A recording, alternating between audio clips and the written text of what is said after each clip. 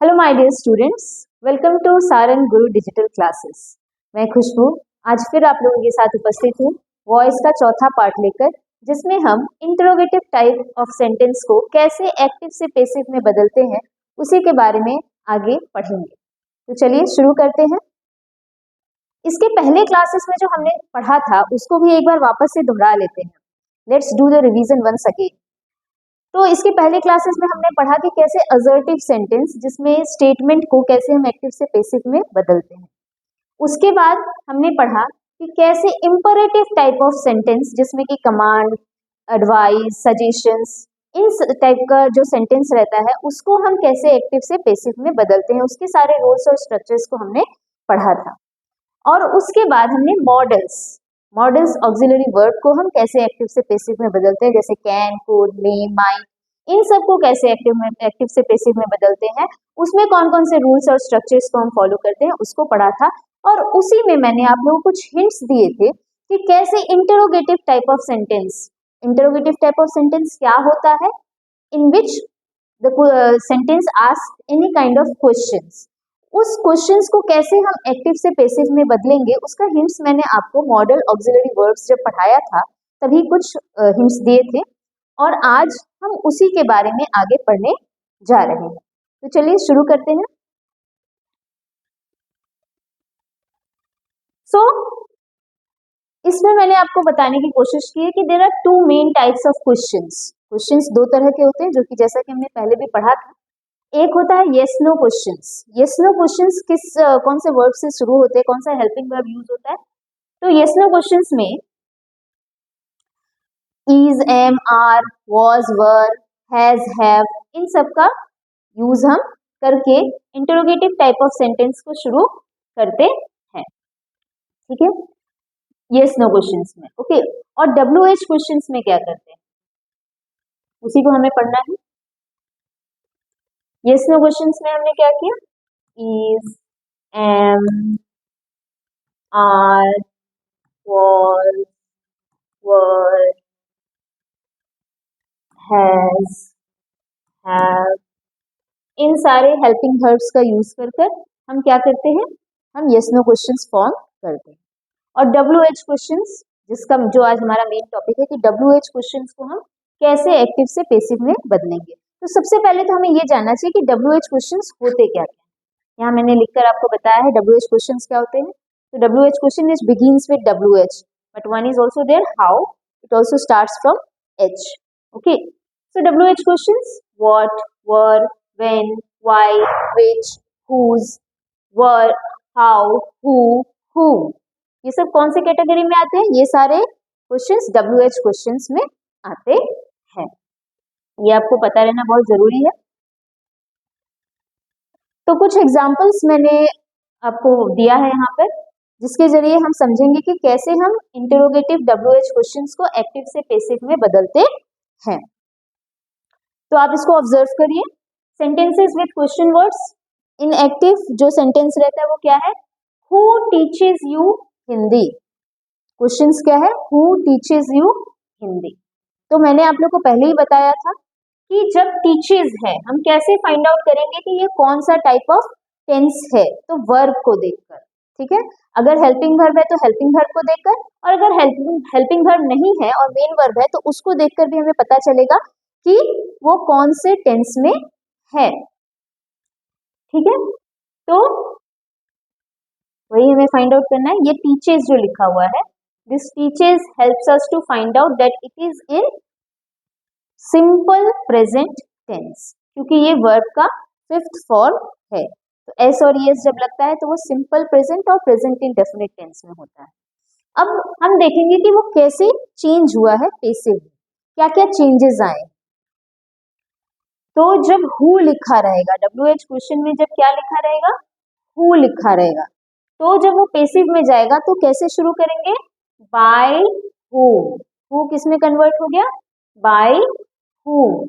Okay, वो teachers है simple present tense में है, तो एज पर स्ट्रक्चर हमने यहाँ पे क्या लगाया, आर, क्योंकि यहाँ सब्जेक्ट क्या है, यू है। By whom are you taught Hindi, this is the V3 form of the verb. और इसको और हम किस तरह से बदल सकते हैं, क्योंकि यहाँ पे क्या है, दो सब्जेक्ट है। ओके, सो बाय हुम, क्या लिखा, वापस लिखा बाय हुम इज, यहाँ पे क्या आ गया इज, क्योंकि क्या है सब्जेक्ट यहाँ पे डाल दिया क्या, Hindi, one subject, is taught to you. ठीक है, होप आपको क्लियर हुआ होगा। जो WH क्वेश्चंस होते हैं उसको हम उसी प्लेस पे रखेंगे, उसको हम कहीं इधर से उधर नहीं करेंगे, कभी भी वो ऑब्जेक्ट के प्लेस पे नहीं जाएगा, वो हमेशा अपना बिगिनिंग ऑफ द सेंटेंस ही रहेगा। लेकिन जब हु रहता है तो हु जब एक्टिव से पेसिव में बदलता है तो उसमें हम क्या करते हैं, बाय हुम कर देते हैं। जब हम उसको एक्टिव से पेसिव में बदलते हैं तो हम क्या करते हैं, उसको बाय हुम कर देते हैं। आपने देखा वहां पे हु लिखा हुआ है, और जब वो पेसिव में बदला तो यहाँ पे क्या आ गया, वो बाय हुम। सब्जेक्ट, अब यहाँ पे हमको फाइंड आउट करना है कि यहाँ पे सब्जेक्ट क्या है, तो हम यहाँ यू भी सब्जेक्ट एज ले सकते हैं और हिंदी को भी एज ए सब्जेक्ट ले सकते हैं। तो यहाँ दो सब्जेक्ट है, तो हमें कंफ्यूज नहीं होना है, हम दोनों के वे में उसको बदल सकते हैं। जैसे कि आपने यहाँ पे देखा, क्या देखा, by whom are you taught Hindi, और by whom is Hindi taught to you. Okay, so in this way we can convert the questionnaire WH form of question into what, passive voice. Next question आप देखिए, who stole your book, क्या लिखा हुआ है, who stole your book। तो उसको again हमने देखा किससे बिगिन हुआ है, ये WH यानी who है यहाँ पे। तो अगेन जब ये यहाँ कन्वर्ट हुआ तो यहाँ पे क्या किया हमने, by whom, क्या हुआ यहाँ पे, by whom, by whom। अब क्योंकि ये किसमें है, simple past tense, this is the V2 form of the verb, तो इससे हमें पता चलता है कि ये कौन से टेंस में है, सिंपल पास्ट टेंस। तो बाय हुम के बाद हम सिंपल पास्ट टेंस का स्ट्रक्चर रिकॉल करेंगे, उसको जब हम पेसिव में बदलेंगे तो क्या आ जाएगा, वॉज लग जाएगा वहां पे। By whom was your book, हमें यहाँ पता है कि this is the what, this is the object है, तो यहाँ पे आ गया। So by whom was your book stolen? Okay, this is the V3 form of the verb. Just observe it. Okay. Then next question आप देखिए, पहला दो तो हमने who से शुरू किया था, तीसरा किससे शुरू है, whom से शुरू है। किससे शुरू है, whom। Whom are you calling? Okay, whom are you calling? तो हमने यहाँ पे क्या देखा, ये किससे, ये कौन सा टेंस हमें बता रहा है, आर, और यहाँ पे क्या लगा हुआ है, ING। तो यहाँ पे कि कौन सा टेंस हो गया, ये हो गया प्रेजेंट कॉन्टिन्यूअस टेंस। अब उसका स्ट्रक्चर हम फॉलो करेंगे। हुम अपने, हुम किस में बदल गया, हुम बदल गया हु में, हुम किस में बदल गया, हु में बदल गया। Who is being as per the structure, जो कि हमने पहले पढ़ा था। अब क्योंकि ये प्रेजेंट कॉन्टिन्यूअस टेंस में है तो यहाँ पर आकर ये क्या हो गया, is being, according to the हम क्या करेंगे उसको, ऑब्जेक्ट क्या है वो जो सब्जेक्ट के प्लेस पे जाएगा, तो ये इज बीइंग लग गया यहाँ पे। Who is being called by you. Okay, who is being called by you. Next आप देखिए, where has he lost his pen. WH जो क्वेश्चंस है वो अपने प्लेस पे ही है, वो कहीं इधर से उधर नहीं होगा। Where has he lost his pen, again ये हमें बता रहा है कि ये प्रेजेंट परफेक्ट टेंस में है, क्योंकि हमने क्या देखा यहाँ पे, हैज का यूज है और this is the V3 form. ठीक है, तो जब ये प्रेजेंट परफेक्ट टेंस में है, अगेन हमने यहाँ पे उसका स्ट्रक्चर फॉलो किया। जब उसको हम पेसिव में बदलते हैं तो where has his pen been lost by him, कैसे हुआ, वेयर, वेयर की जगह पे आ गया, हैज का हमने हैज ही लिया। ओके, हैज का हैज लिया। अब हमने देखा यहाँ पे क्या है, दिस इज द ऑब्जेक्ट, जो हमारा किसके बाद आया, हेल्पिंग वर्ब के बाद आया। Where has his pen been, किसका यूज किया हमने, एज पर द स्ट्रक्चर। जब प्रेजेंट परफेक्ट टेंस में होता है तो जब हम उसको पेसिव में बदलते हैं तो किस में आ जाता है, हैज के साथ हम क्या यूज करते हैं, बीन का यूज करते हैं। So where has his pen been lost, okay, lost by him.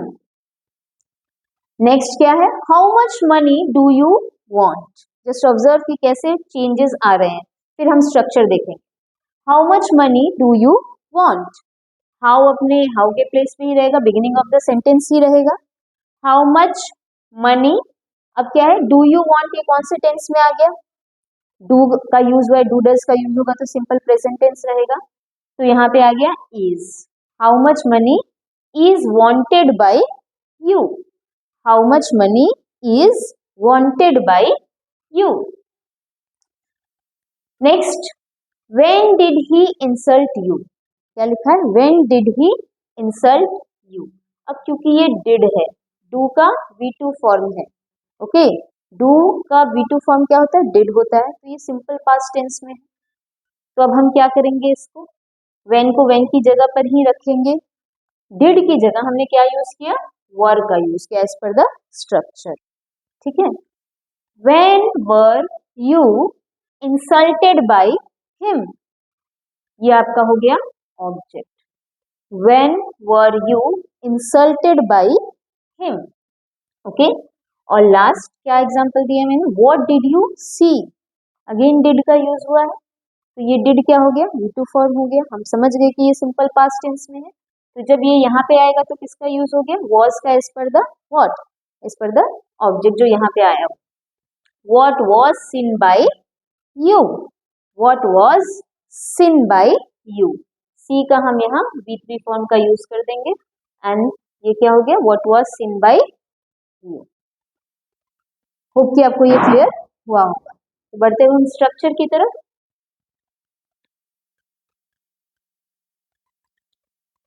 तो यहाँ देखिए कैसे ये चेंज होता है, क्या लिखा है मैंने, टू ट्रांसफॉर्म WH क्वेश्चंस, किस तरह से चेंज करेंगे, to transform WH questions into passive voice the structure becomes WH word, जैसे कि हमने किया WH वर्ड को पहले हमने लिखा था, क्या लिखा था हमने WH वर्ड में, हु, समझ लो हम हु को ले लेते हैं, तो हु को हमने लिया यहाँ पे,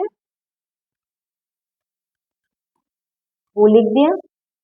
और यहाँ एक एग्जांपल मैंने आपको ऑलरेडी दिया है, तो पहले WH वर्ड आ गया, क्या आ गया, हु, ऑक्सिलरी वर्ब, ठीक है। तो अब यहाँ ये हु किस में बदला था, बाय हुम में, फिर ये ऑक्सिलरी वर्ब आ गया, देन आपका सब्जेक्ट जो ऑब्जेक्ट के प्लेस पे रहेगा उसको हम यहाँ डाल देंगे, the snake, object of the active voice जैसा कि लिखा, प्लस पास्ट पार्टिसिपल, तो ये आपका हो गया पास्ट पार्टिसिपल।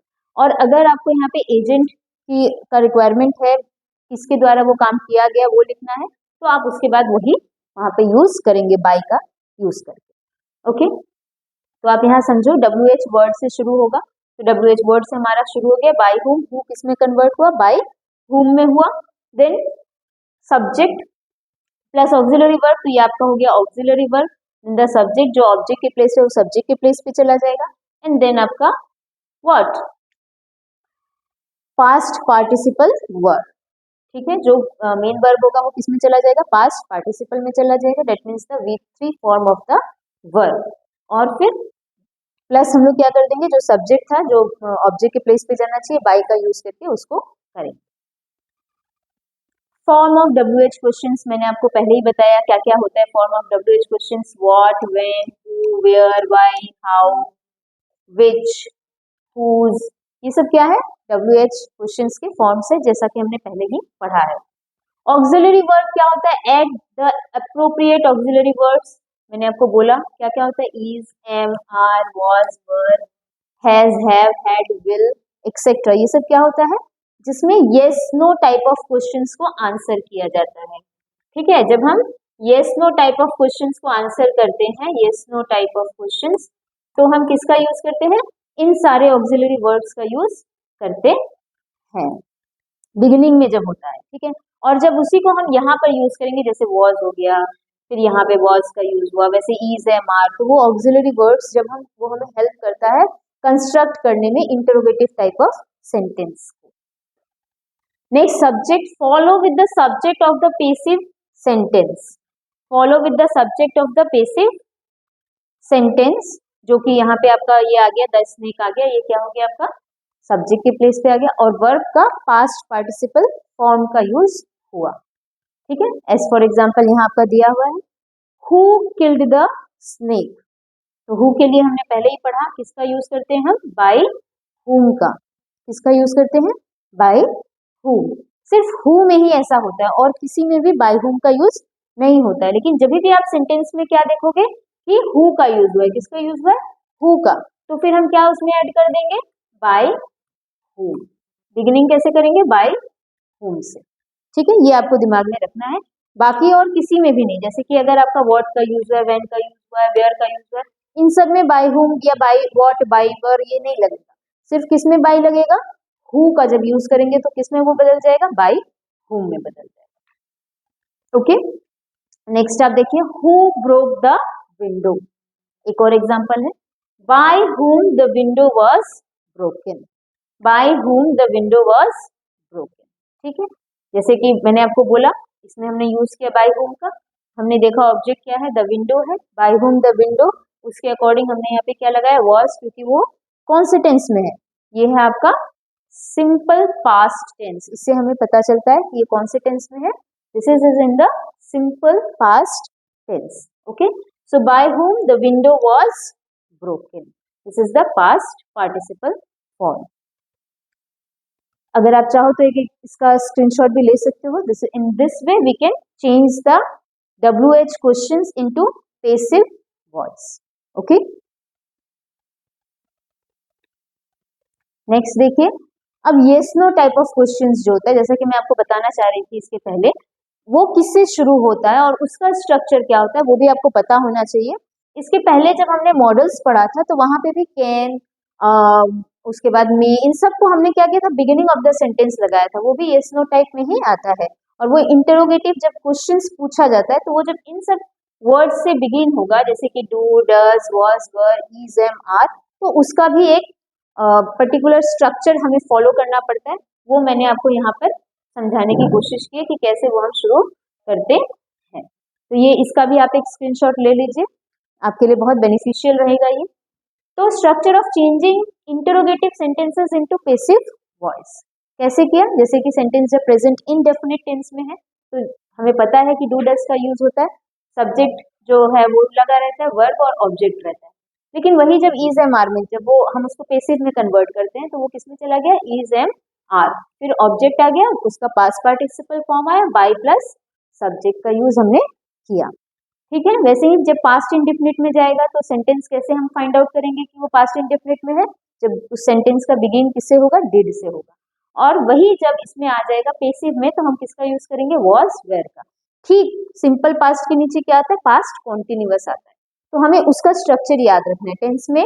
जैसे कि हम डिड जब हमने यूज किया सिंपल पास्ट टेंस में, सब्जेक्ट प्लस, जब हम नेगेटिव और इंट्रोगेटिव में यूज करते हैं तो डिड का यूज करते हैं। ठीक है, तो वैसे ही जब वो इंट्रोगेटिव में हम चेंज करेंगे तो ठीक उसके नीचे जब पास्ट कॉन्टिन्यूअस का यूज करते हैं तो वॉज वर का यूज करेंगे, प्लस ऑब्जेक्ट आ जाएगा V3 bye plus subject.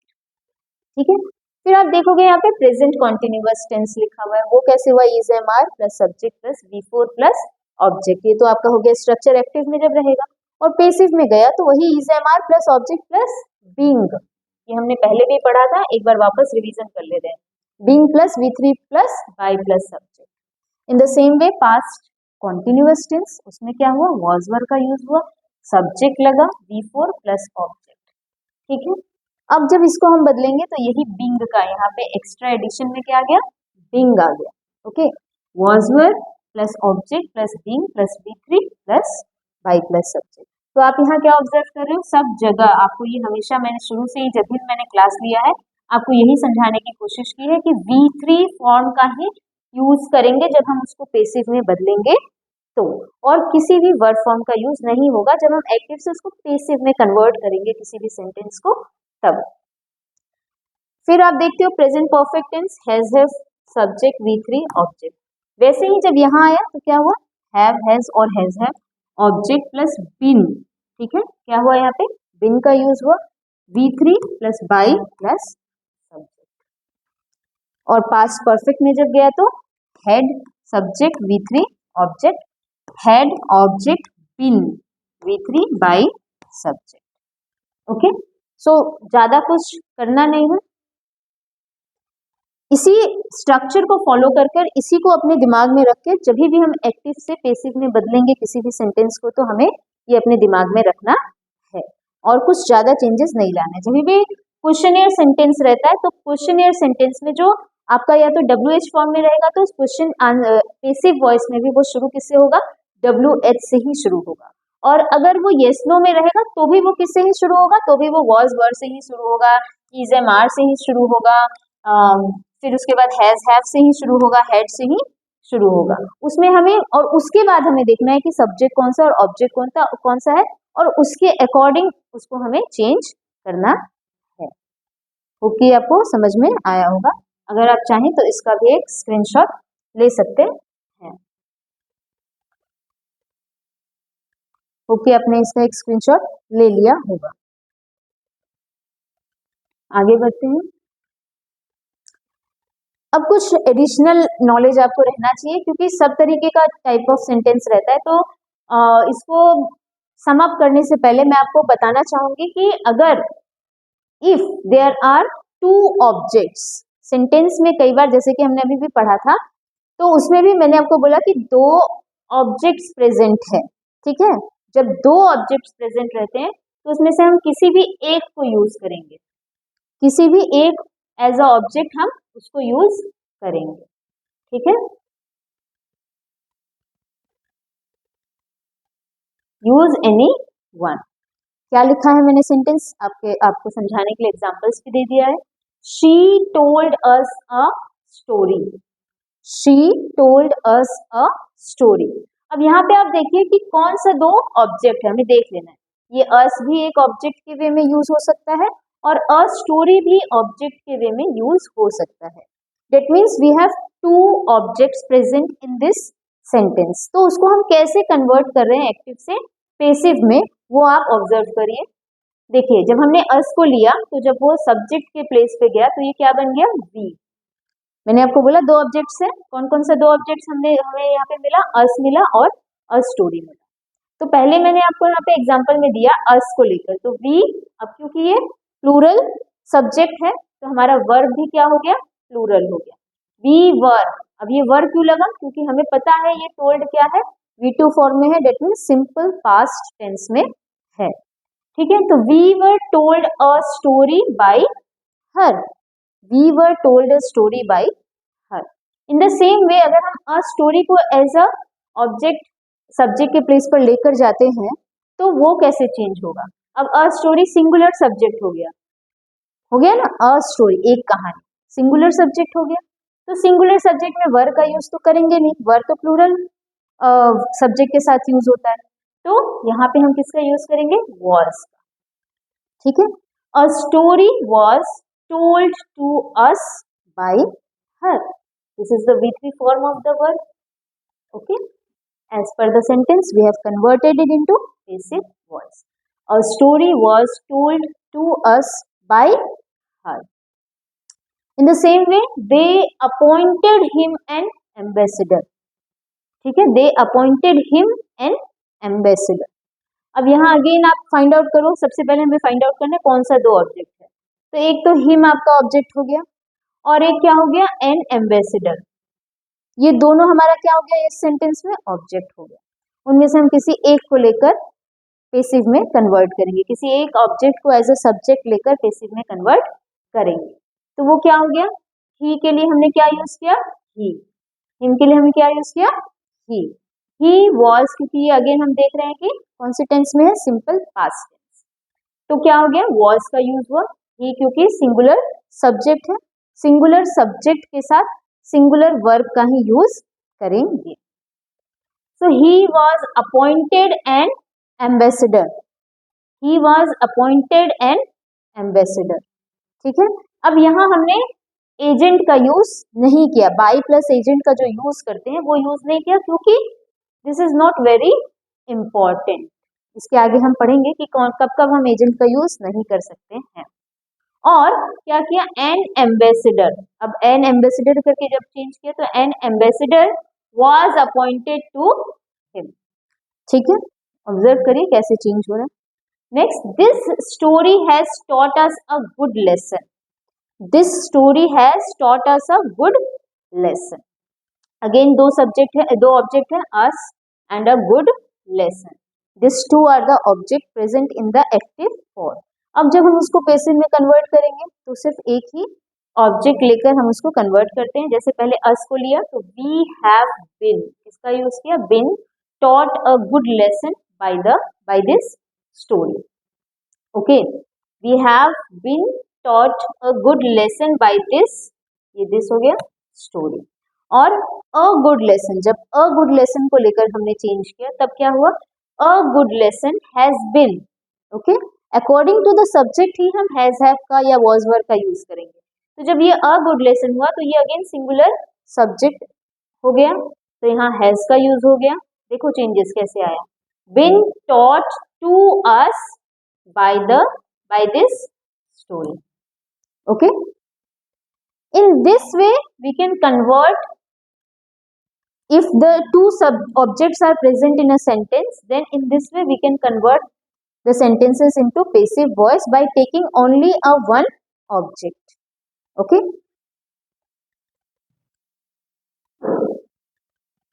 Next आप देखिए कि कहाँ कहाँ हम एजेंट का यूज नहीं करेंगे. मैंने आपको बताया था कहाँ कहाँ नहीं करें, क्योंकि कभी कभी कंफ्यूज हो जाते हैं कि यहाँ करें कि नहीं करें. कितने सारे सेंटेंसेस में मैंने आपको बताया कि यहाँ एजेंट इंपॉर्टेंट नहीं है, इसीलिए हम उसको एज अ रिसीवर यूज नहीं करेंगे. तो no need to add by plus subject if the subject is, भाई कब, मैंने यहाँ पे लिख के रखा है कब आप यूज नहीं करेंगे. तो जब वी, दे, समवन,